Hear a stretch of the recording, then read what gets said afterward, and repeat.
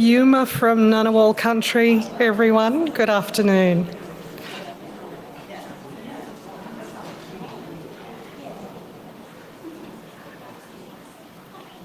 We've had a fantastic welcome to country and a smoking ceremony yesterday, but I do want to acknowledge, as others have over the course of the conference, that we are on Ngunnawal land, and in fact that we have people on lands across Australia and in fact in other places still valued and kept by First Nations people, in fact around the world, as we have in this session today. I don't need to tell archivists about the importance of memory and tradition and understanding of the context of the places and the stories that we tell. I am not David Patterson or Julia Mant, both of whom you might have previously noticed as moderators for this session. My name's Danny Wickman. I'm the Director of Territory Records for the ACT. So that's the territory you're in, not the Northern Territory. People get a bit confused, but I am really pleased to be able to be part of this session today. I forgot to ask Craig if there is any housekeeping for this session. No? You all know the drill by now. We're on the downward stretch. So I will jump into it. We've got three really interesting papers, I think, this afternoon that invite us to use technology to think differently about our roles, about who we are, where we are, and what our institutions and our collections really mean. I think that we'll be both inspired and challenged by the papers. What is it? It's still morning. This morning, moving into the afternoon. What I'm going to do is introduce all three of our speakers. We have two out there in cyberspace somewhere and one here in the room. I'll introduce all of our speakers. We'll have a little bit of time for questions after each presentation because of the hybrid nature. I'm not super confident we'll be able to manage some panel questions at the end, and I do want to make sure that we've got the opportunity to interrogate all of our speakers a little bit. So we'll do that after each session, and then hopefully, technology and time permitting, there might be some time for some more general discussion at the end. So the first of our speakers is Josephine Marsh, who is somewhere there online in Queensland. And she is presenting a paper that's been co-authored with Andrew Patch. Now, I'll leave Josephine to introduce Andrew, but I can tell you that Josephine is the Director of Digital Archive and Discovery at Queensland State Archives, having joined there in 2004. She tells me, and this is from the program, so you can follow this up for yourself, but I do love the fact that she came to Australia in 1999, lured by the backpacker lifestyle. Since then, she's married backpacker lifestyle with the World of Archives and has been working in particular on the Digital Archives project in an archival management system in Queensland State Archives. Following Jo, we will hear from Janet Vallata, who is here with us in Canberra. Janet has a Bachelor of Arts from the University of New England and a Diploma in Archives Administration from the possibly now legendary University of New South Wales course, and a Masters in Information Science from Charles Sturt Uni. She's got 30 years experience as an information professional, both in current record keeping and in archives. And she is, for her sins, part of the project that developed the City of Sydney's new Archives and History Resources catalogue, introduced in 2020. Sorry, losing my voice a bit. Finally, we have online in, I believe, Singapore, Eugenia Kim, who is and I am going to read this because she's got this amazing background, a transdisciplinary creator and researcher who uses movement and multimedia technology to create narratives. She has a PhD in creative media from the City University of Hong Kong, a Master's in Information Science from the University at Albany, and a Bachelor of Science in Electronic Media, Arts and Communications. She's a dancer. She uses machine learning to explore virtual worlds and human-machine relationships. And I think she's going to have a fantastic presentation for us as well. So, technology willing, oh look, I can see a little picture of Jo up there on the screen. I'll hand over to you now, Jo, and please welcome her and have your questions ready at the end of her presentation. Thanks, Jo.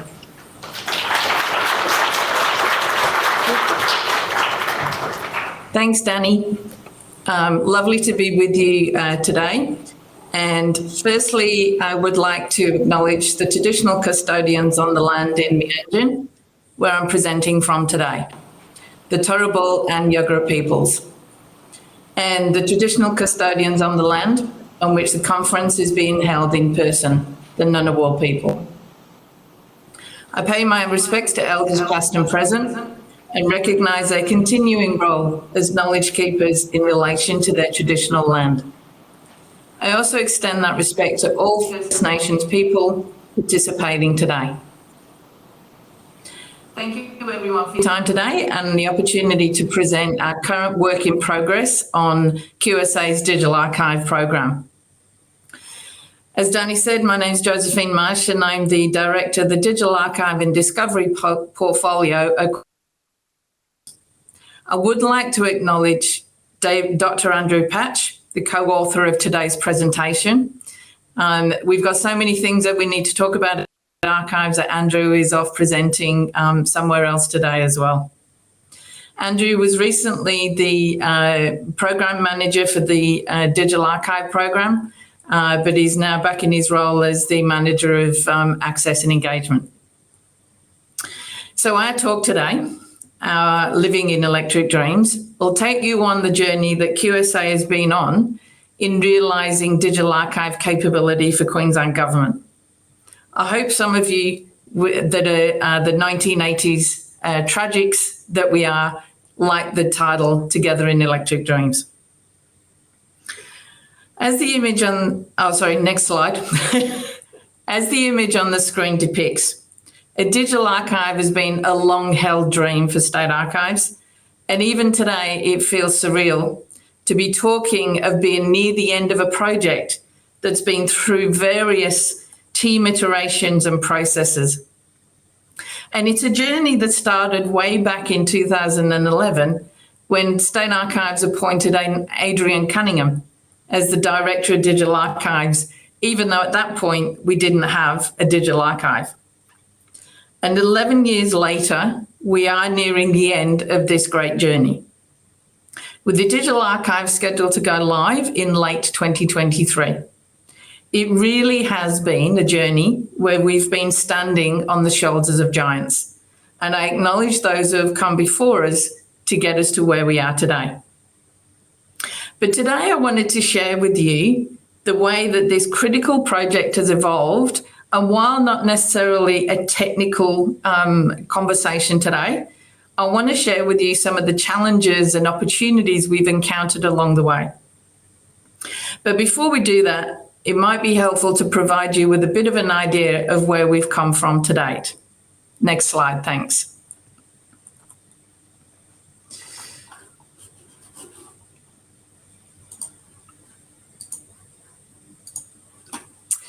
While the official commencement of the Digital Archive program was way back in 2017, when we started the journey in 2011, a significant part of this story took place before that, with QSA's project team leading a procurement exercise which resulted in the partnership model that you can see to the left of the slide. This partnership sees all stakeholders working together to deliver a digital archive as a software as a service outcome. QSA's role in this project is therefore to ensure that archival requirements align to our business needs, to make sure that they are identified and communicated to our consortia partners, Gaia Resources, who in turn work tirelessly to develop the ICT solutions to meet those requirements. Critical to the partnership is our departmental project team, who mediate the partnership and provide us with governance support for the project. The benefits of this model is that the pressure of sourcing and developing the ICT solutions are the domain of the consortia, providing QSA with the space in which to focus on archival implications of the project for the organisation, but also, most importantly, for our clients. This helps us to ensure that the product and the services that we develop with the consortia realise our business and client needs. The first phase of this complex piece of work was finished in 2017 with the development of a new archival management system, which replaced our 20-year-old system, Archives One. The new system would be a foundation for the digital archive going forward, providing greater functionality, better user experience, and better access. And it offered QSA the capability, through the software as a service model, to identify and integrate enhancements to the system as our understanding and business needs evolved. Next slide, thanks. Phase one was delivered on time and under budget. Yay! And we found ourselves now working on the design, development and build phase of the Digital Archive program, Tranche 2. Critical to this was the establishment of the Digital Archive team within QSA, and this was sourced from current team members who undertook developmental training in digital preservation to help with our digital archive literacy. The team were also assigned 2 critical project outcomes to be delivered. One was to continue developing and applying QSA's understanding and capabilities in terms of digital preservation. And the second one was to develop a business model that would support the digital preservation capability. Ultimately, both of these 2 responsibilities would provide QSA and our clients with the capability to manage permanent value born digital records. Next slide, please. As part of the evolution of the project and to ensure what a digital archive will provide to our various stakeholders and communities, were the 4 benefit realisations that you can see on the screen. Providing QSA with the long-term capability to preserve permanent value born digital records, to value the rich stories held within the Queensland Government digital assets that through preservation will add to our cultural understanding, providing our agencies with better services, making transfers as easy as possible. And finally, we wanted to connect our public users to this huge digital data set, creating meaningful experiences through enhanced access and discoverability. These 4 benefits have informed the project as it's evolved, and spoiler alert, it'll ultimately change the way we approach how we manage the project. Next slide, thanks. And this brings us where we are today, with the project team supporting the building of the digital archive through testing iterative minimum viable developments. The project has progressed, as all projects do, it's offering up curveballs and challenges that have evolved our thinking and our approach. As you can see from the slide, the ambition is for QSA to have an operational digital archive in Q2 of 2023, which will give us the opportunity to test our ingest workflows and pipelines with born digital records from within the collection. A myriad of as yet unknown records on floppy disks, CDs, USBs, etc., as well as preservation copies of our digitised audio-visual material. This phase will then inform and support our readiness when we go live later the same year for agencies to begin working with us to start transferring born digital records to QSA. And at some level, that's the story of building a digital archive here at State Archives, of working in partnership with talented collaborators to realise a transformative project that will benefit our community and the Queensland Government. We're all too aware of the importance of these records being preserved for future generations and the benefits they'll provide our society, both state and national. However, I would like to share with you now some of the curveballs we managed to encounter along the way and the impact it's had on the way we see the role of the digital archive within State Archives. One of the first lessons we had to learn and question was something we ourselves as archivists and records management professionals inadvertently brought to the project. As we began to ideate the way the digital archive could potentially work within the organisation, of what incredible things we could achieve from an archival perspective, so we began to think in terms of archiving, of the safe assurance of concepts such as repositories and items, applying behaviour and processes that were that were proven to work within the management of physical records, but shackled the inherent potential of its digital twin. We were falling into the trap of applying analogue behaviour to a project that needed digital thinking, not because we were lazy or saw that as a shortcut, but in fact it was the opposite.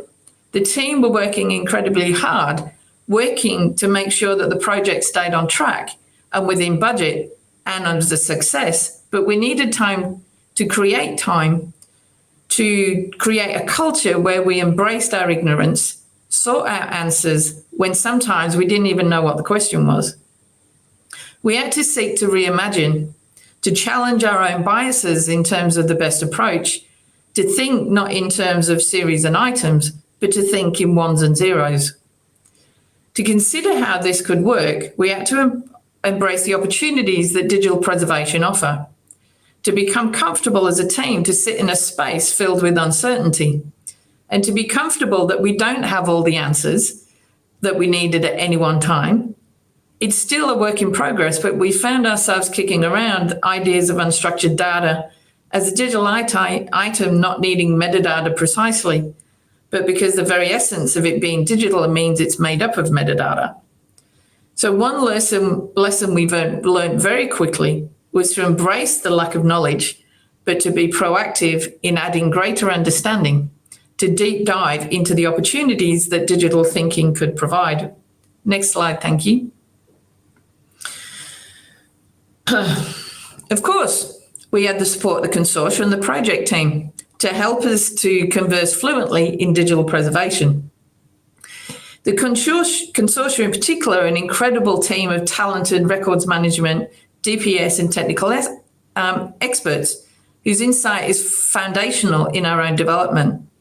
But soon our conversations were moving away from the comfort zone of repositories, and we soon found out.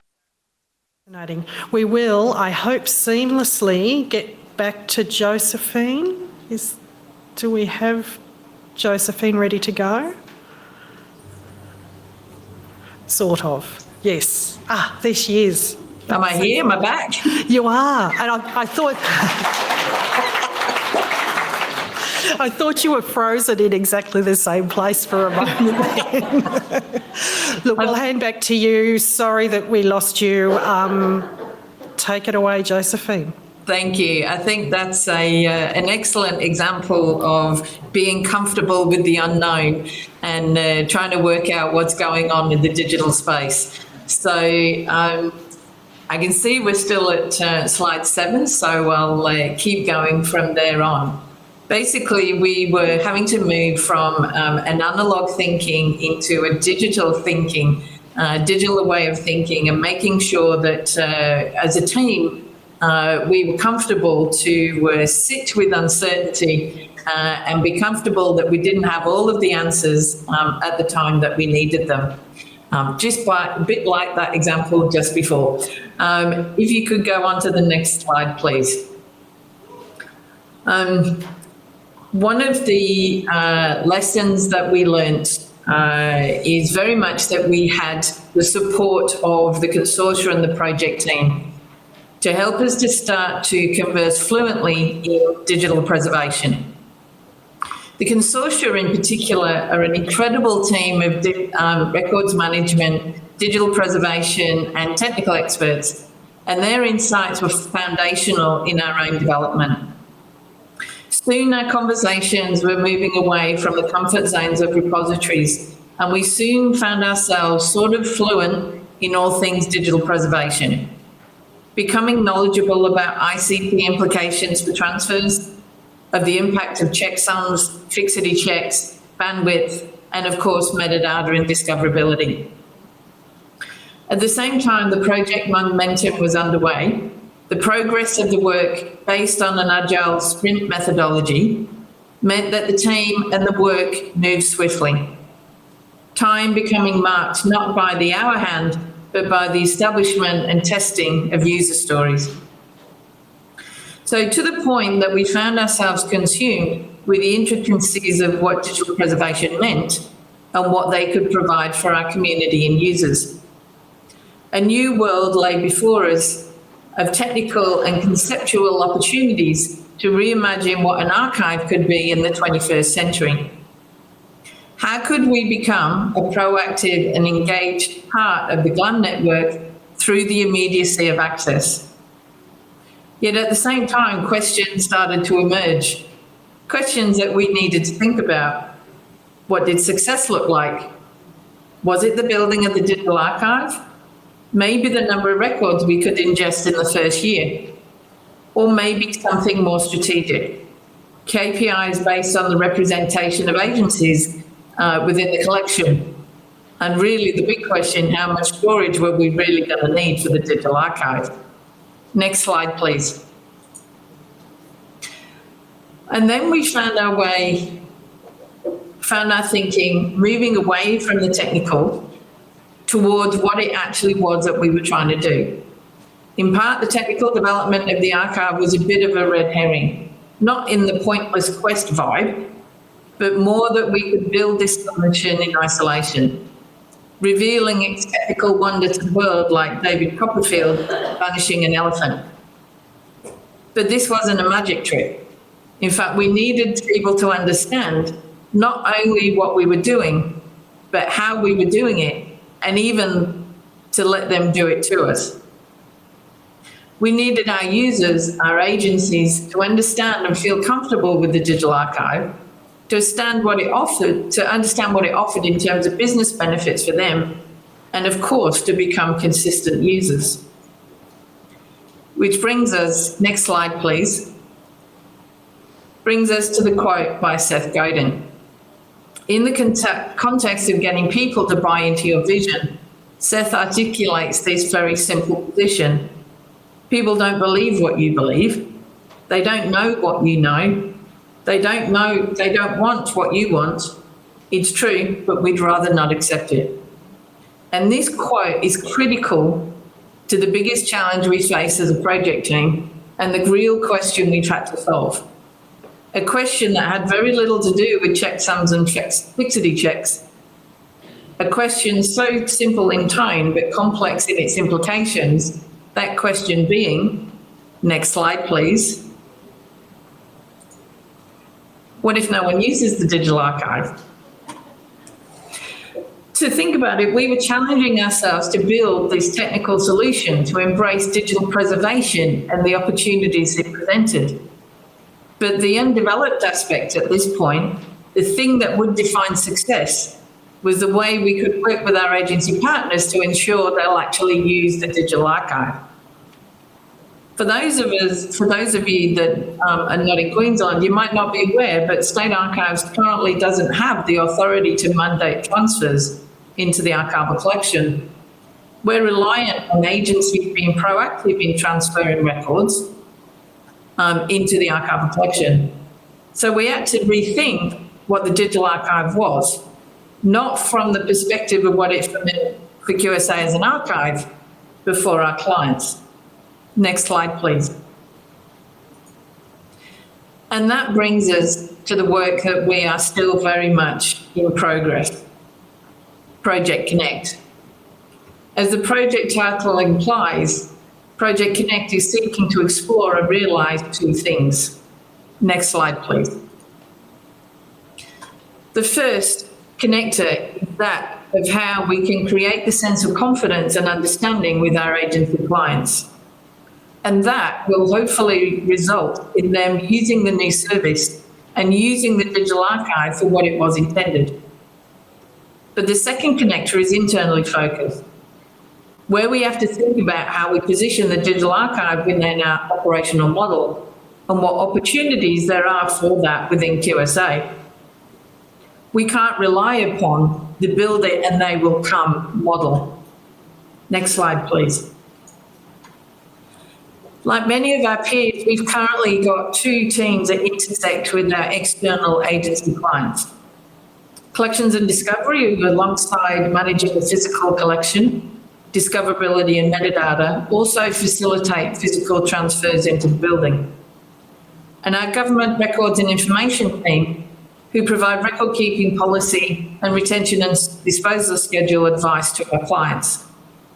Traditionally, as probably most archives, these two teams have worked individually on their strategic programs, collaborating as and when, but not as a matter of course. Next slide, please.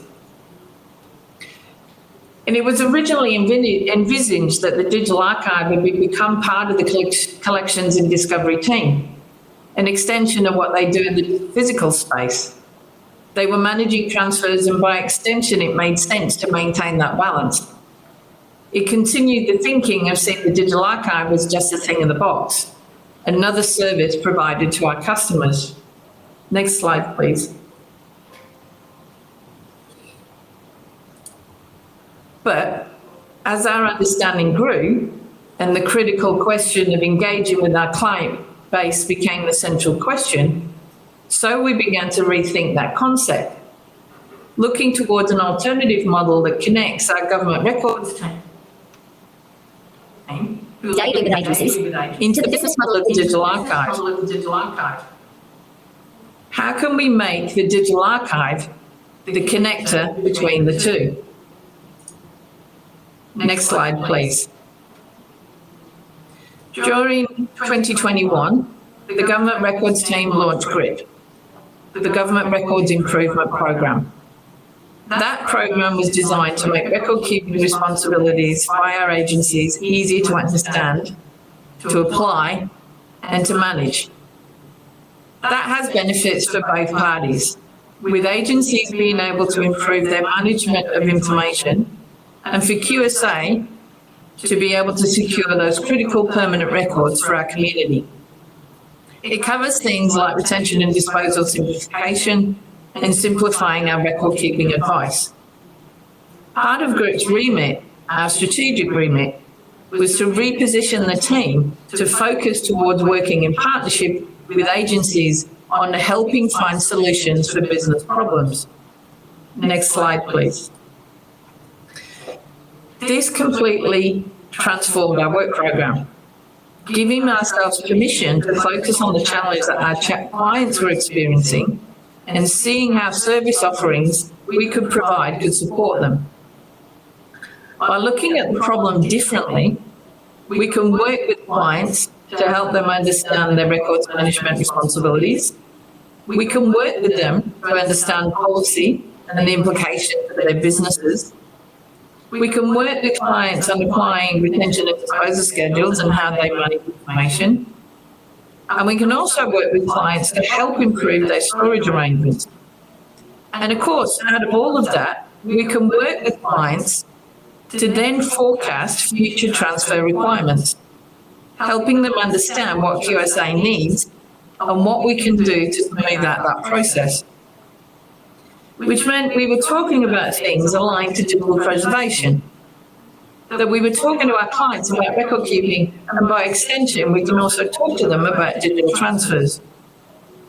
That doesn't mean that our transfers team are not involved or our collection and discovery archivists are not involved. It actually means that they've got a support team. In our business analysts who work with clients and can identify potential records for transfer in the future, which means we can support transfers in a proactive way. Our archivists have a partner looking for opportunities for future transfers. We can be proactive about making sure the digital archive is used. The digital archive at the end of the day wasn't the thing. It was a part of a suite of tools that we can use to make the lives of our agency clients easier to manage. Next slide, please. So, to conclude, and successfully, I hope, we've progressed on this journey. We've obviously gained a greater understanding and clarity of working and managing a digital archive, even though it's not quite operational yet. The team have gained great and incredible understanding and capability in terms of digital preservation. And the challenge of building a digital archive also created a space in which we could rethink who and what we are and what we do, to reconsider the role of an archive and how we work together. Not disconnected silos, but interconnected workflows and processes that make partnering with us as simple as possible. Next slide, please. And in fact, it positions both the collection and our users, whether that's our agencies, whether that's the public, whether that's our First Nations communities or global, at the heart of everything we do. Instead of trying to fit people into our needs, our systems and our approaches, instead, we're seeking to hear their needs, their desires, their wants, and create the experience that will provide them with the outcomes they need. As we stated at the start of this, very much a work in progress, but we hope to bring you the conclusion of our digital archive journey at next year's conference. Thank you very much. And next slide, thanks.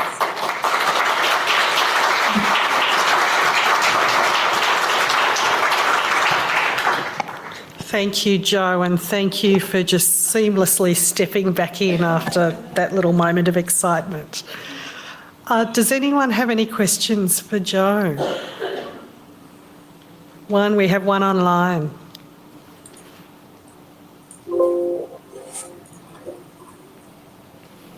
This question is from Andre. Earlier on, you mentioned that the second project milestone, was building and testing the ingestion and preservation function. Was that a pilot phase? And what stakeholders and records were involved in testing that function? That's a great question. It was a deliberate choice to have two separate phases to go live. Phase one is to allow us to ingest digital records that we already hold in the archival collection and allows us to get comfortable with the system before we open it up to our agency clients. The phase one of the project in terms of actually building the archival management system, we needed that part of the process to be in place before we could build the digital archive. So as we get comfortable next year when we go live internally, we'll have probably about 6 months or so to actually start to work through the ingest processes.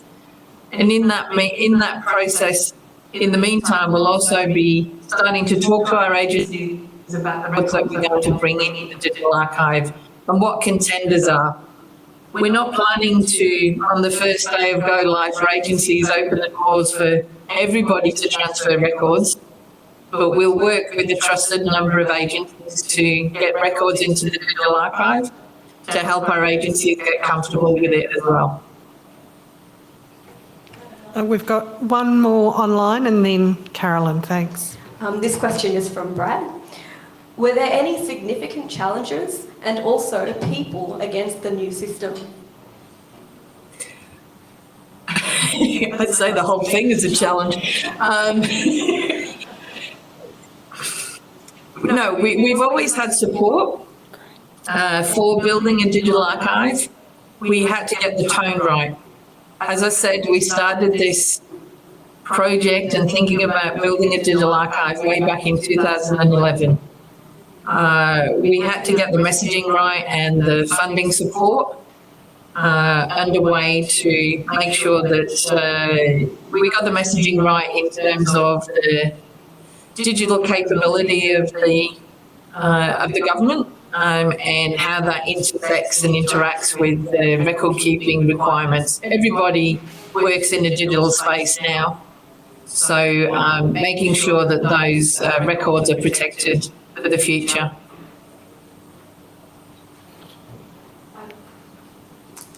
Caroline Webber from National Archives. You talk about agency clients and the engagement with them, but what about engagement with the broader audience? Because throughout that presentation there was a focus on the broader discovery. So was there or will there be engagement with sort of the general Queensland user around that discoverability for digital records? Yes, and that's actually part of, I suppose, some of the other broader work that we're doing across the organisation that's not just specific to the digital archive. So we're very much looking at how we can improve discoverability of our records within the collection already. So again, phase one of the project to build our archival management system gave us greater functionality to improve the metadata that we include for archival records. Of course, as we've been going through this project, we've started to be thinking about what that metadata might need to be for our digital archives. But certainly we are looking at working with our First Nations communities to improve the metadata that we want to increase, which is very much based on, the work that Rose Barracliff has talked about yesterday at the Loris Williams lecture. But also, as we do get closer to going live, we're starting to work with our, starting to engage with the public as to how they will, what they will see in the online aspect of the catalogue when digital records start to appear. So we'll start that sort of piece of work in the very near future. Thank you. We probably need to wrap up unless there's a desperately urgent question somewhere. But we might say thank you, Josephine, and again for your poise during the technology problem. Thank you. Thanks, everybody.